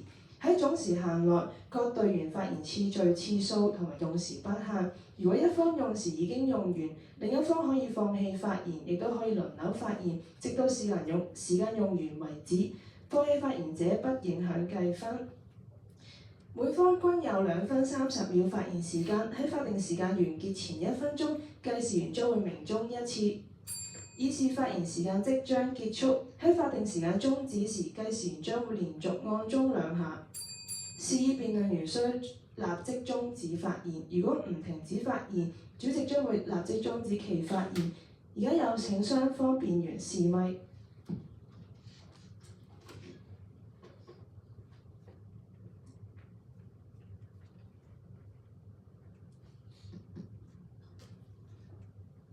試咪試咪。試咪試咪。試咪試咪。試咪試咪。試咪試咪。如果冇問題，有請正方同學發言。想問有方啲青少年睇完創智贏家之後，係咪會變得唔敢創業呢？唔知道創智而家做啲乜嘢嘅，想問下有方同學啦，你同唔同意選秀節目本身係為咗盈利咧？所以係唔會影響到班青少年咯，所以你嗰啲例子全部都係孤例咯。所以有方今日見到嘅係所以答翻有方啦。今日啲選秀平台係選秀節目去咗俾個平台啲素人去展現自己才能咯。奇怪，有方同學都只係提出一個例子，然後淨係話我方係孤例，咁你方又何嘗唔係孤例咧？再問一次有方啦，同唔同意選秀節目嘅本質就係要為咗賺錢？咦，咁我想問下，我要做廚神啲青少年睇完之後係咪唔敢煮嘢食啊？所以講嘅係，如果呢一個選秀節目本質唔係為咗賺錢，點解根據英國史文斯大學嘅研究入面，不禮貌嘅行為會越嚟越多嘅？其實今日咧，大學都要盈利，都要賺錢，係咪連去翻大學教育都係對青少年弊大於利咧？更重要嘅係有方你要答我，今日我要創智贏家，我要做廚神，點樣影響青少年？點樣令到青少年唔想煮嘢食，唔想創業咧？咪有方同學你都論證唔到，佢哋點樣令到青少年更加想去更加想去煮嘢食嘛？所以再問一次有方啦，如果今日咧選秀節目唔係為咗盈利嘅話，點解不禮貌節目惡意剪輯會越嚟越多嘅？今日新聞都會有不禮貌，都會有嘩眾取寵，係咪所有節目都不利青少年發展？喂，有方同學，今日新聞咧，佢如果有不禮貌用語啊，唔知邊篇新聞有啦，咁但係唔代表選秀節目就唔係弊多於利嘅喎。哦，即係全部都係弊大於利，係咪？唔係有方同學邊份新聞同你講話有不禮貌用語啊？咦，咁我想問下，你除咗嗰兩個例子之外，仲有冇其他？乜邊兩個例子？有方同學今日前場舉出咗中國、韓國、歐美全部國家都提出咗唔同嘅例子，你方淨係舉住兩個例子同我講，我想問下你想要聽到咩例子？唔係，你一直舉緊嘅即係數字，咁有冇具體佢講啲咩？有方同學數字同你講話佢越嚟越多唔夠，跟住研究同你講話青少年個學又唔夠，咁你想要啲咩資料咧？所以你覺得青少年喺期間應唔應該被看見啊？咪有方同學被看見咧，有好多方法嘅，唔一定透過選秀節目嘅。鄧紫棋呢啲出道咧，都係透過參加公司嘅比賽，唔需要選秀節目。咁多一個平台，多一個機會，點解唔係更好咧？咪所以有方同學嘅利處咧，得翻多一個機會，但係呢個機會背後帶嚟嘅咧係啲乜嘢咧？咪正正係見到不禮貌用語俾人人身攻擊咯。點解對青少年發展更好？所以鄧紫棋係參加校園歌唱比賽，但係中國好聲音先可以俾中國睇到咧。咪有方同學，所以你嘅利處係咪已經唔再係佢哋可以出到多一個機會啦？唔止都從來都同你講緊就係，不論睇嗰班人，你話不論參賽嗰班人，通通都可以有一啲專業嘅意見帶出嘅時候，點解係淨係得翻被看見一個咧？咁點解喺呢個模特大賽入面評判一個選手嘅獎項，好似同技係一個專業嘅意見嘅？我想問下咧，一個模特兒咧，即係唔需要靚嘅。唔係，所以你係咪認為同技有助於佢令到佢嘅模特兒生涯更有進步？所以模特兒就算唔參加選秀節目，佢哋淨係行表演秀，係咪唔會俾人鬧咧？更重要嘅係今日我創智贏家，我要做廚神，話俾你聽，原來工程師都可以煮嘢食，係咪有助我更加多元嘅選擇啊？會俾人鬧，但係鬧緊嘅係咩？佢哋嘅貓步行得唔好啊嘛。當呢個節目鬧佢生得似同技嘅時候，點解呢個係一個合理嘅行為啊？即係技巧唔好，貓步行得唔好，梗係要話佢教佢點樣行得好啲啦，模特兒嚟啊嘛。想問下有方啦，除咗你啱啱講嗰句説話之後，仲有冇第二句啊？好啦，所以有方同意啦。原來話人同技咧，還精神病呢啲咧，根本無助於佢實際嘅技巧嘅。所以問有方啦，到底今日原來咧，唔同嘅人都同我哋講，唔同嘅研究啊，學者都同我哋講話咧，青少年會模仿，甚至將佢應用喺日常生活嘅時候，點解唔係對佢哋有弊處？咦，我想問下，係咪即係我隨便出街會有個人攞個三文治揞住我嘅耳仔啊？唔係，所以有方同學佢學習咗呢一種人身攻擊嘅説話方式，係咪對佢更好？唔係，咁具體例如會做啲乜嘢咧？我方又真係見唔到具體嘅例子係咩啊？有方同學佢見到一個人就話人哋神經病，見到一個人就話哇你個樣咁似同技嘅，係咪對佢更好？所以神經病呢個字咧，係咪選秀節目本身帶嚟嘅咧？所以有方都係反對緊人鬧人神經病呢件事情，唔係反對緊選秀節目啊嘛。所以按照有方同學嘅邏輯，你嘅利處都唔成立咯，因為你嘅利處都係建基於喺學校其實都可以學到多元㗎，點解一定要有選秀節目啫？唔係啊，而家就係見到選秀節目可以有一啲專業嘅意見，老師可唔可以教佢哋點樣唱歌啊？不如有方俾一個喺選秀入面嘅專業意見嘅句子俾我啊！咪就係梁耀祖會教佢哋要點樣處理好自己心態，去面對大眾嘅意見咯。呢一個點解唔係教緊佢哋啲學習緊咧？點樣教先？想問下青少年咧，會唔會真係完整咁睇晒先？甚至現況都係原來有好多人咧睇選秀節目都係透過 YouTube 等等嘅平台，唔係好似你咁睇晒成套節目嘅時候，如何確保青少年一定學到？所以有方成日睇晒成個選秀節目係有利處嘅，所以我想問有方啦，今日原來創智人家入邊咧笑臉清嘅海綿好似好滑稽又好，但係原來評判係可以令到佢大賣㗎。即裝子題。反方尚餘時間11秒。所以有方今日咧要俾我哋嘅論證門檻極之嚴苛。今日咧佢自己咧都只係攞住2個例子咧同我哋講咗全場，然後就質疑我方係個例。但今日我方咧提出唔同國家嘅例子、唔同嘅研究，都去證明青少年係會俾選秀節目影響。有方唔聽到大家。而家有1分鐘時間俾雙方作總結準備。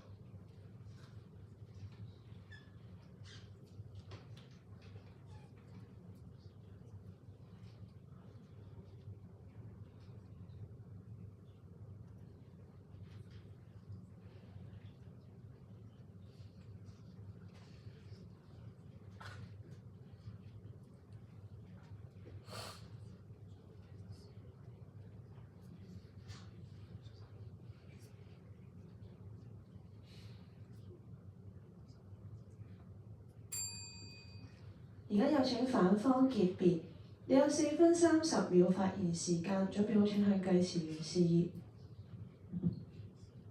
試咪試咪，試咪試咪。再各位大家好，今日有方呢將所有嘢都睇得太簡單，同大家講下咧多咗個平台咧，青少年發揮自我咧就叫做俾咗自我認同感，好正啊！而睇到嘅人咧仲正，因為見到佢哋咧努力練歌練舞咧就會發奮圖強。然而喺攝影燈光背後嘅事實係，選秀幫你圓夢想，實質推你冚埋牆。成場比賽咧嚟到最後咧，要比較利弊，就要切身咧去睇一個10到19歲嘅青少年喺選秀節目中，佢哋係抱住啲咩嘅心態。今日有方咧好強調參加者咧可以一展所長，可以有機會咧接觸到大眾嘅目光，有表現自己嘅機會。但係今日一個小6中1嘅學生唱歌好叻，佢上個節目度唱歌，可能真係想試一試，佢可能真係想贏到呢個比賽。佢從來冇諗到咧，隔離嘅鏡頭咧會影住佢嘅一舉一動，甚至會放大佢任何一個表情同小動作，放大佢聽到其他演唱者唱得更好時候嘅羨慕目光。而今日呢班青少年咧同今日嘅有方一樣，根本唔知道自己已經成為咗公司製造話題同收視嘅工具。一場選秀節目咧，可能係40幾分鐘到1個鐘，睇嘅青少年咧唔可能咧，唔一定好似有方咁理想，會由0分睇到最後1秒，更多嘅係可能會睇嗰啲熱門剪輯出嚟嘅部分節目。而今日咧選秀節目咧，佢係從十幾個鐘唔同角度嘅影片抽出精華。今日有方都承認嘅，電視台咧唔可能放過任何一個製造熱度嘅機會，為咗利益最大化，佢哋會傾向拍出觀眾想睇嘅嘢。而今日我方前場都俾出唔同研究同數字，論證有關辱罵不道德嘅評審評語越嚟越多，並唔係個例，而且喺唔同文化背景地區之下嘅選秀節目都同樣出現嘅趨勢。但今日有方一個研究都冇俾出嚟去論證佢哋所講嘅利處，青少年係會實踐嘅時候，點解今日有方嘅利處會成立呢？但今日咧有方選擇咧視而不見，將一切咧都總結成追夢嘅過程，同我方講話佢做錯唔鬧得㗎，甚至咧講話咧今日咧係佢抵死啦，今日咧佢想要紅喎。今日我方咧絕對承認做錯咗咧係要指出錯誤，但重點在於指出嘅方法同最後呈現嘅方式係點。今日咧坐喺部電視機前面咧，唔係聽個評判去講佢嘅步伐可以點樣改善，唔係聽佢講咧關於增長技能嘅建議，眾嘅評判對住個選手講：呢度唔係幫你阿爸阿媽教仔嘅地方。呢句説話真實出現喺全民造星，甚至係得到眾人認同嘅時候，弊處先至更難以被逆轉。所以嚟到最後尾，今日雙方最大嘅分歧係在於啲咩呢？在於正如有方義父所講嘅嘢，今日咧的而且確咧，今日咧有方講到話咧，溫室入面嘅花朵無需風雨。又證明咗咧，有方都覺得其實啲説話咧係冇問題嘅。佢哋覺得咧認清事實，俾佢知道係殘酷仲好啦。佢哋想紅啊嘛，接受唔到係呢班青少年自己嘅問題。但問題在於佢哋此時此刻面對嘅係啲乜嘢咧？呢班10對19歲嘅中小學生，甚至未有人去教佢哋點樣去應對呢啲惡意嘅評語，做出啲咩反應，要點樣去調節自己嘅情緒時，聽嘅人淨係知道原來咧咁樣講咗之後咧，就會有人認同佢。最終學埋對住其他人做嘅時候，點解又係有方可以接受到嘅未來呢？成日都話咧，學好要3年，學壞只需要3日，因為有成果要成功咧，好難好漫長，但學壞咧好快好簡單。青少年階段學到嘅心態係會影響到未來佢嚟到社會之後嘅道德標準同對與錯嘅最後底線，所以學校咧先至會教佢哋一啲簡單同正面嘅信念，俾佢哋咧喺仲未有能力面對複雜嘅社會之前咧，可以作準備。青少年咧步入成年，佢哋會發現咧現實有幾複雜，學識調整自己嘅諗法。而在座各位咧，都係喺呢種經驗之中咧，不斷跌跌撞撞走過嚟，冇人係例外。評判主席在各位，去到社會咧，唔會再有老師話俾你知你做錯，唔會有人主動去糾正你嘅言語同思想。世界好複雜，所以我哋先更想強化青少年真誠、尊重、積極嘅價值觀。我方固然唔係話要喺一班溫室入面咧養住呢啲嘅青少年，但我方更加唔想嘅係未踏入社會就已經先對社會失去信心同價值觀。今日我哋大人想做嘅係想要令世界變得更好，希望呢班小朋友唔需要咁早面對。多謝各位。有方結辯所用時間為4分42秒，冇過時無需扣分。而家有請正方結辯，你有4分30秒發言時間，準備好請向計時員示意。示威示威。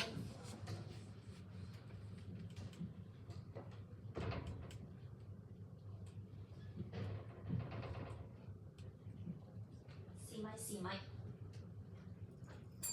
在座各位大家好，其實唔難發現有方喺台下嘅時候咧，已經承認咗原來以前嘅選秀節目咧係好㗎，所以咧以前係利大於弊，承認咗咧節目嘅本質咧都係好，但係問題係而家呢一個時代係㗎，的確係會有媒體咧會為咗自己嘅利益啦而去惡意攻擊、嘩眾取寵。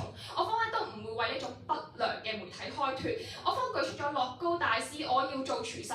呢一啲選秀節目嘅例子，係咪全部選秀節目都係惡意剪接呢？有方同學咧從來都冇論證過。其實仔細一諗，喺呢一個時代，全部節目都要賺錢㗎啦。無論哪怕係新聞都會嘩眾取寵，咁係唔係選秀節目獨特嘅弊處呢？按有方同學嘅邏輯，其實今日所有節目都無理青少年發展。但係中國導演金雷佢係真係做一個選秀節目嘅一個導演，佢話咧選秀節目本質上係睇一啲草根努力拼搏嘅精神，而呢一種精神係永恆不衰，所以佢哋咧去製造節目嘅時候都會以此為賣點，而主編咧而我方主編都講咗，有87%嘅青年係會因為呢一種努力拼搏嘅故事，而從而去決定自己都要去努力。所以咧，有方講得啱㗎，青少年的確係未有正確嘅價值觀，但係咪做直升機家長就係最好嘅方法呢？正如中國人民大學新聞學院院長郭慶光所講，節目當中嘅矛盾同埋衝突，青少年觀眾係可以認同，亦都可以反對，佢哋會反對某啲行為，導致自我確立佢哋想成為一個點樣嘅人，就好似中國嘅選秀節目當中咧，選手同評判面對不公嘅賽制，觀眾亦都會佢哋都會棄賽，而觀眾亦都會大鬧黑幕。而正如有方結辯所講，其實咧依家呢個社會好複雜，青少年咧都有自我評判同埋調節嘅方式。你我都做過青少年，唔通我哋當時都冇批判性思考咩？其實咧有方同學成長都只係將青少年睇得太過脆弱同愚蠢。或者今日咧選秀節目的確係未夠完善，但係咧係咪有咧？但係有方就好似但係有方從來咧都會站喺一班佢哋真係想追夢嘅青少年嘅立場上面去諗佢哋想要啲乜嘢。梅艷芳曾經講過，人生最正確嘅決定係參加新秀。我自細嘅夢想就係站喺大舞台，有時瞓覺幻想起嚟咧都會笑到嘻嘻哈哈。而18歲嗰年，佢夢想成真。呢個世界上咧，的確冇節目係完美，但係有一個平台俾一班想發光、覺得自己會發光嘅青少年站喺呢個舞台上，係咪就係因為一句心智未成熟就要忽視佢哋嘅熱血呢？一人有一個夢想，呢一句歌詞咧，相信大家都聽過。唔知由幾時開始，我哋咧將夢想咧，大家一講起夢想，大家就只係會諗到做醫生、做老師。但係夢想呢一個字本應天馬行空，呢個詞語依家就好似被局限於父母嘅期待、社會大眾對成功嘅定義。所以青協指出，有30%嘅青少年有夢想，但唔夠膽講出聲。佢哋怕嘅係唔符合社會嘅期望，唔符合父母嘅期望。而最可悲嘅係被問到最深刻嘅失敗經歷係乜嘢？80%嘅青少年講得係學業，唔單止因為佢哋嘅責任本身就係讀書，更加係因為大家都講學業等同於成功。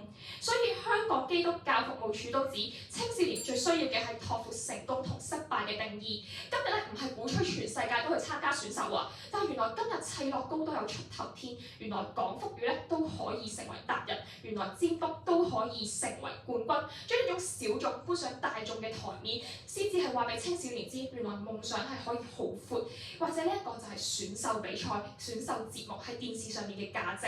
在座各位喺呢個世代入面咧，網絡嘅批評聲係不絕，大家娛樂咧都係靠醜化他人。唔好講係選秀啦，就連辯論比賽咧都有可能被人擺上網批評點評。但問題從來都唔係人哋點樣講，而係我哋自己點樣去觀看、點樣去看待。我好欣賞呢一班人勇於站喺舞台上，定係我應該要去用一個放大鏡去批判他人呢？或者今日嘅辯題利弊從來都唔係呢一件客觀嘅事情身上，而係大家主觀嘅心。願呢個世界多一點包容同鼓勵。多謝各位。競爭協辯所用時間為4分27秒，冇過時無需扣分。經過一番爭辯，比賽告一段落，有請台上辯員到台下休息。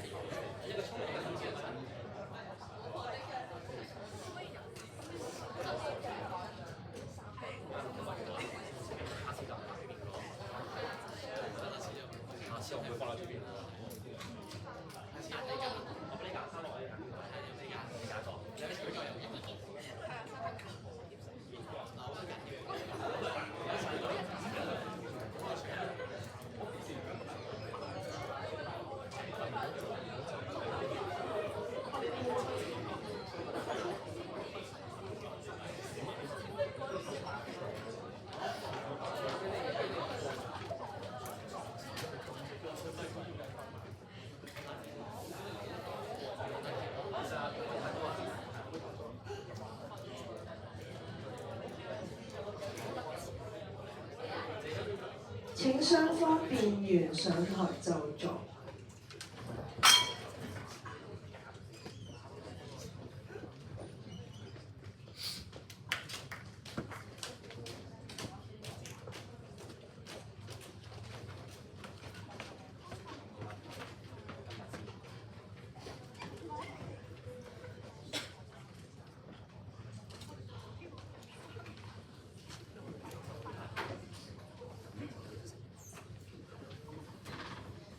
喺宣佈結果前，有請各位評判就今日對賽雙方嘅表現給予一啲寶貴意見。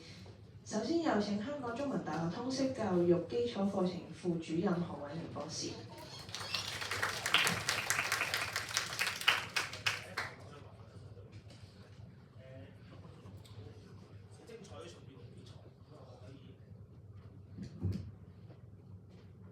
好精彩一場辯論比賽咁啊！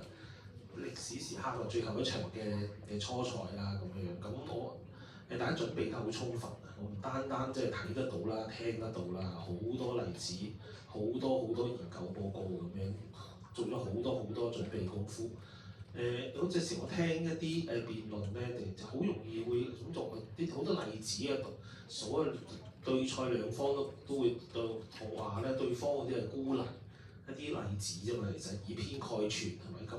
但係大家做緊呢樣嘢，例子好好揾㗎嘛，例子係揾好多例子，揾好多報告，咁之後咧可能打成平手嘅啫，其實係咁我係好難會數㗎啦，我做評判都好難數嘅，一邊可能用咗10個例子，另外一邊8個喎，我覺得10個可能贏佢咧，又唔一定例子多一定贏㗎嘛，或者對方用咗7個報告，另外用咗6個，咁7個唔一定贏佢咧，每一個報告喺同學嘅辯論嘅介紹當然係好有利㗎啦，係咪？我哋都唔會追翻嗰啲報告睇下到底係點樣樣。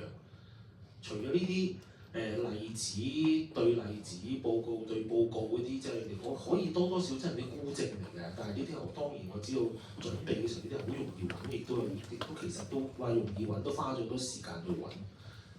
可唔可以其實我睇下喺個提升高少少，係一個高啲嘅原則上去睇呢兩個辯題咧咁樣樣，原則上會好啲咁多啊！其實佢有力啲，即係除咗例子之外，可唔可以賦予一啲原則上嘅問題咧？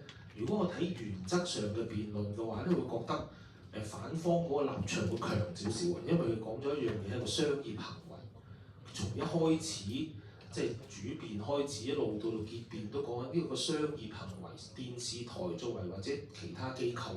佢做生意嘅話咧，佢順住呢個思路咧，就開始講佢會揾一啲衝突性強嘅嘢啦，佢編排剪接啦，因為收視啊嘛，因為係咁嘅話咧，其實嗰個原則上咧，佢做得比較好少少。或者咁講，其實或者再可以做好少少嘅，其實呢個我見嗰個辯題咧，就選秀節目對青少年發展利大於弊。青少年一個好闊嘅群體啊，其實係。咁我哋可以講緊梅艷芳啦，講緊阿陳奕迅啦，陳奕迅都幾廿歲啦，而家都係咪？咁佢嗰陣時對梅艷芳出嚟嘅時候18、19歲，嗰個經驗咪跑碼頭跑咗好多年。但係我一路聽佢啲講有啲比賽節目係啲小朋友嚟嘅啫喎，可能係讀緊啲即係11、12歲啊嗰啲去做嗰啲嘢。咁你少年同青年嘅發展係差好遠。正方有一個好強嘅一個理由就話咧，你係咪唔相信啲人嘅批判思維能力咧？呢個好強嘅理由嚟。其實反方一路都其實唔係都迴避緊呢個問題啊。其實如果你話青年有咁少年有冇咧？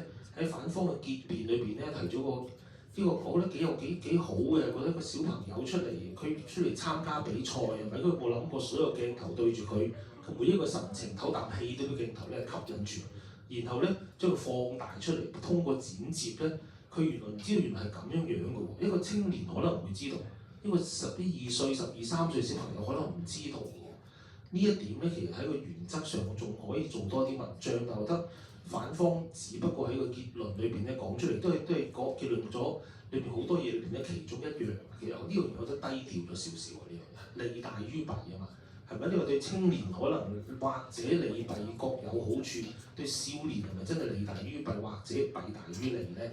呢個可以再深入少少去講咯，同埋嗰種即係一種睇個少年，你營造一種咧講説話一種。營造一回顧、塑造一個場景嘅話，其實都幾有吸引力嘅。其實正方其實佢結辯講得好好嘅，覺得係講咗好多嘢啦，亦都討論咗好多問題。不過我覺得呢一方面咧，其實係嗰個提升到一個咧係一個比較原則上嘅層次咧，稍差咗少少。其實係呢個啊，即係佢仍然集中講個機會啦點樣樣。咁但係其實你話一個商業活動係唔係有電視台或者我哋諗下啲主辦單位佢會顧及一個形象咧？呢個其實都可以考慮下，佢唔一定要塑造出嚟俾人鬧就一定好好咧。可唔係可以有多少少或者有啲例子係其實無論係主辦單位或者係一啲評公眾裏邊係佢否定緊一啲好惡意攻擊咧，係唔係咁樣？其實係咪一樣嘢嚟咧？係咪一樣？但係呢樣嘢我覺得係弱咗少少咯嚇。最可惜係嗰個對於時間控制方面，我覺得係有少少可惜嘅。都係我一啲爭議咁，我聽一個問題，我做個評判1分鐘咁一路喺度聽嘅啫。我一定要集中睇下最後你問啲咩問題出嚟。我呢個幾緊要嘅。當你中間可能真係問咗少少嘢，係呢個塑造過程。咁就你問我嘅話，我都。即係你最後提出個問題呢個先係最緊要，咁對答啊嘛。你中間可能要用或即係問過少少嘢，但係咧其實咁就好難做得到呢個，有啲可惜嘅呢個係一個嚇。咁多謝各位，好精彩嘅辯論啊！多謝。清華博士劉博，我哋想頒發翻紀念品俾你。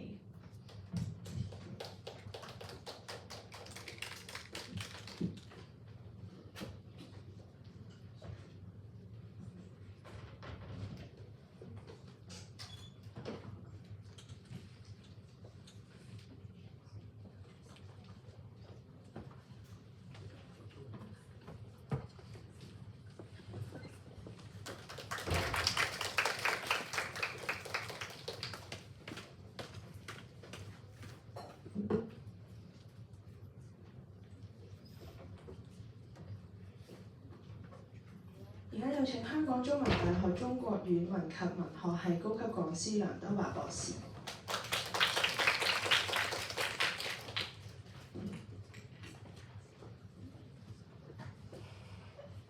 首先多謝兩隊俾咗一個好高水平嘅辯論比賽我哋聽啦。咁我自己覺得咧，分析呢個題目其實兩隊都盡可能係關照到嗰個題目嘅字面啦。咁幾樣嘢我都留意到。首先選秀節目啦，其實兩間大學咧，佢哋都好刻意咁樣係揾唔同類型嘅呢一個選秀節目咧，去做一個論述啦。即係唔單止係歌唱比賽嘅，其實呢個世界裏邊咧有好多唔同甚至我都未睇過通靈，即係究竟點樣可以比較到咧？話我召一隻鬼出嚟大過你嗰隻咁樣，所以咧我就勁啲咁樣定係點咧？我都未睇過，我翻去都要去睇下。咁所以我覺得呢一點係相當好，即係論述嘅過程咧，其實大家盡量係接觸啦，唔同層面啦。咁另外一個點就係唔單止香港啦，即係喺聽嘅過程裏邊有內地嘅，有外國嘅，有烹飪嘅，有呢一個模特兒嘅即係各方各面。咁我覺得呢啲都係大家喺考慮呢個問題嘅時候咧，嗰個選擇例子嘅嗰個面咧都幾闊嘅。咁我哋再關注啦，係青少年發展。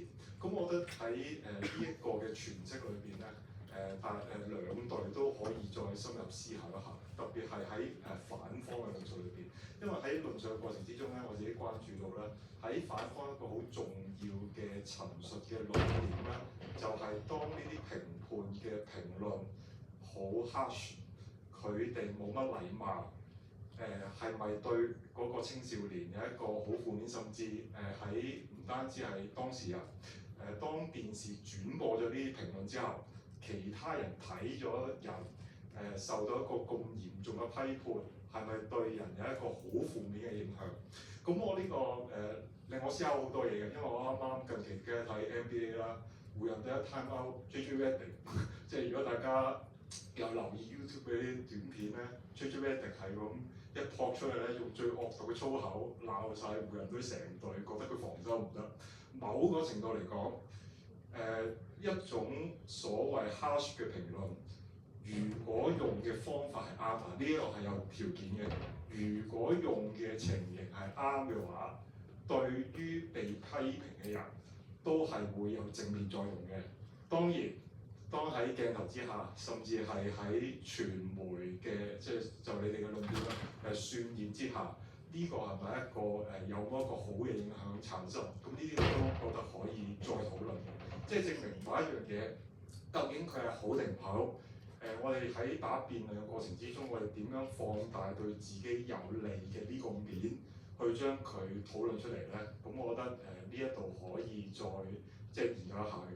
咁甚至另一點咧，我覺得再可以諗下就係咧，有啲更加具體嘅例子啦。咁我自己一個好深刻嘅經驗啦，因為上個月啦，即係大家應該好熟悉啦 ，Ivy So 嚟咗我哋聯合書院其中一個宿舍嘅 High Table Dinner，佢就分享當時佢喺 COLLAR 成員之前去參加選秀節目嘅一啲過程。即係我覺得從佢嘅分享裏邊係一個好直接，因為佢參加嘅時候就係一個青少年，佢一個青少年面對要上節目，透過選秀作為一個歌星，喺佢之前嘅心路歷程有啲咩變化？係咪所有人可以受到呢一個壓力？有幾多人係成功？有幾多人放棄？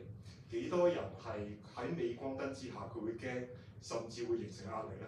咁我喺兩隊嘅討論裏邊，我見唔到一啲好直接就係話講緊青少年心路歷程發展嘅呢一個矛盾，因為據翻 Ivy So 講，佢本身考咗中大嘅，因為參加咗呢個比賽，我冇讀書啦，我放棄咗啦。咁喺求學同埋一個咁早階段選擇職業嘅矛盾裏邊，有人係成功嘅，有人係失敗嘅。咁兩隊點樣可以將呢一啲嘅例子攞出嚟作為一個論據去講咧？咁我因為正如頭先陳博士所講，我哋聽到好多論文、好多研究報告，咁但係坦白講咧，喺一個有限嘅發言裏邊，你講咗嗰間大學個名同埋嗰個人發表嘅嗰篇論文嘅姓名同埋嗰篇論文名咧，我都未注意到個觀點，其實你已經要完啦。所以我覺得唔係唔用，係用得太多，兩隊都係令到嗰個焦點模糊咗咧。呢一點我覺得係要留意，因為兩隊都有。咁另外就係我都想台下發言嘅同學都可以留意一下。你哋嘅責任係要利用問題，盡量將對方立論嘅矛盾點攞出嚟，再加以攻擊。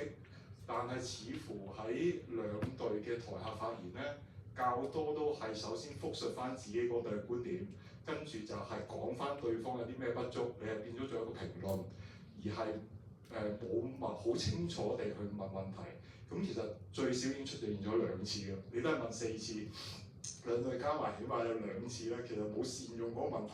不如問問題就直接啲啦，即係佢有啲咩問題，你覺得係有矛盾嘅，你直接問佢，你同意唔同意？你嘅論據係咪有問題？我覺得你咁先可以善用到台下發言嘅嗰個功能啊！而家台下發言嗰個功能咧唔明確，咁呢啲都會影響咗呢一個分數咯。咁至於如果因為都講耐咗啦，咁如果一陣間再有時間嘅話咧，我哋可以再交流。多謝各位。今日個時候我哋想翻紀念品俾你。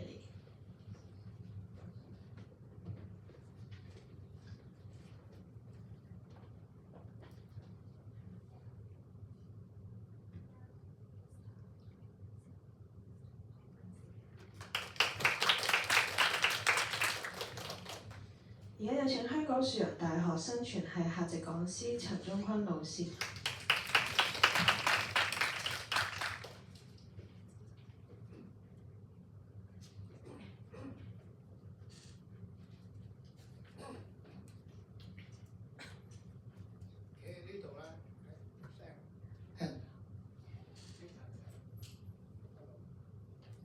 示威係唔該晒。企喺呢度咧，我覺得係面向翻觀眾好啲啦嚇，因為即係成個辯論都係大家嘅。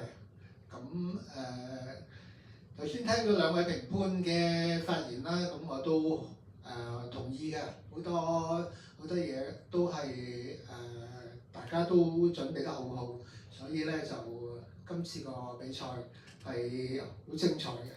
咁我喺呢一度咧就有少少同教育大學嗰邊講下啦。咁佢哋可能嗰個學校嘅訓練咧，就係佢哋點樣同學生啊去溝通啊，所以呢方面嗰個訓練咧就佢哋嗰個表達嘅方式咧就比較着數啲嘅。咁喺個辯論個技巧方面咧，佢哋係比正方嗰度咧係高少少啦。咁亦都見到咧就潘宣欣同學咧就好流暢啊講嘢，流暢。咁但係咧就唯一唔好咧就係講得比較快急啊。咁所以咧就好多嘢，佢其實係個內容好豐富嘅，咁捉唔到啦，好多重點係好快咁啊流失咗，咁就唔係好着數嘅對佢啊。咁就伍文房咧就都冇用 Q 卡嘅，咁我見佢咧就都有啲手勢，咁都幾好嘅。不過咧個頭髮長得滯咧，就眼神咧就同評判啊同台下嗰啲交流咧就係爭咗少少啦。眼神就喺呢度啦。咁至於個內容嗰度咧，就同啱啱其他2位評判都講咗好多啦。咁我喺呢度咧就再講翻一下啦，嗰個青少年啊選秀節目。如果講選秀節目咧，就一定係為咗爭取收視嘅，呢個係冇得好講噶啦。咁至於節目係咪一定要靠批判啊，靠啲人嘅指責啊嚟到爭取咧？咁又如果係一個新出嚟嘅電視台咧，好似 ViuTV 嗰啲咧，就當然係好希望係用呢一個嚟到爭取嗰個收視嘅。咁但係你大台嚟講咧，有固定收視率嗰啲咧，就唔會話咁肉酸嘅，係做呢樣嘢係專係揾呢樣嘢，因為佢哋自己都有個形象嘅。如果你冚唪唥都係呢一啲咁差嘅節目出咗嚟，或者係俾人嘅印象係咁唔好嘅話咧，係對佢個收視嚟講咧，亦都唔係有幫助嘅。咁仲有一樣嘢想補充咧，就係青少年發展啦，呢樣嘢咁。呢一度嘅青少年咧，除咗係參加比賽嗰啲青少年之外咧，睇節目嗰啲都有好多係青少年嘅，因為青少年嗰個節目咧去吸引，除咗係成人啦，最主要啦，青少年吸引佢哋咧，亦都好多嘅。咁喺呢一方面嗰個，我覺得雙方咧喺觀眾嘅青少年咧，你哋係比較少掂到嘅。如果係可以再講一下咧，咁就會全面啲啦嚇，叫做咁好啦，咁我就講到呢度啦。咁大家都好心急想知道嘅結果啦。咁我就交翻俾唔該晒。星塵老師留步，想頒翻紀念品俾你。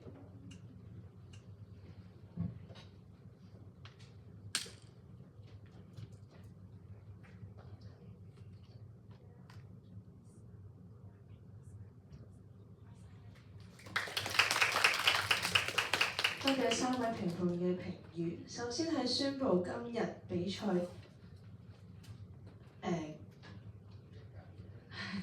首先係宣布今日嘅最佳辯論員。今場嘅最佳辯論員係正方結別李澤恩同學，恭喜李澤恩同學。有請梁德華博士為我哋頒獎。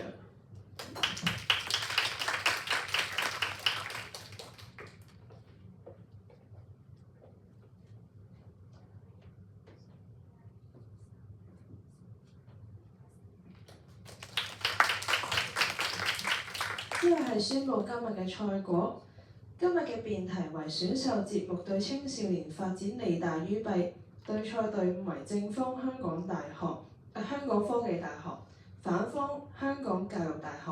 結果係1-2，由反方香港教育大學勝出呢場比賽。今日嘅比賽已經完整結束，多謝各位。